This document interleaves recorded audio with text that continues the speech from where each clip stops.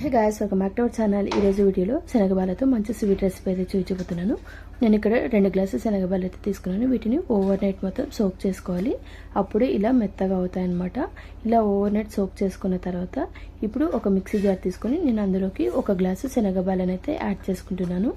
ఇప్పుడు మిక్సీ జార్లోకి ఒక 3 ఇలాచి అండ్ అలాగే నేను ఇక్కడ 1 గ్లాసు శనగబాలకి 1.5 గ్లాసు బెల్లం అయితే తీసుకుంటున్నాను. మనం క్వాంటిటీ అనేది అన్నిటిని ఒకే గ్లాసులోనే తీసుకోవాలి.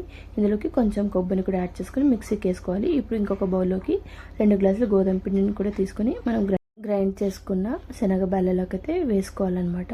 ఇందులోకి కొన్ని వాటర్ని కూడా యాడ్ చేసుకోవాలి. ఎక్కువ వాటర్ని యాడ్ చేసుకోకూడదు. ఇక్కడ బాగా మిక్సీకి వేసుకోవాలన్నమాట. ఇప్పుడు మనం మిక్సీకి వేసుకున్న కన్సిస్టెన్సీని ఒక బౌల్లోకి అయితే ట్రాన్స్ఫర్ చేసుకోవాలి.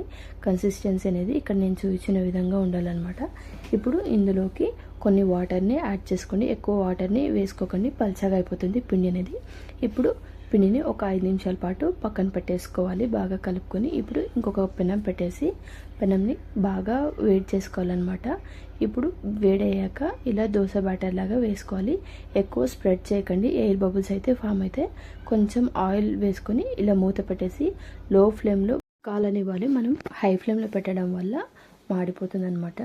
టేస్ట్ అనేది బాగుండదు. అందుకనేసి లో ఫ్లేమ్లో పెట్టి వీటిని బాగా కాల్చుకోవాలి.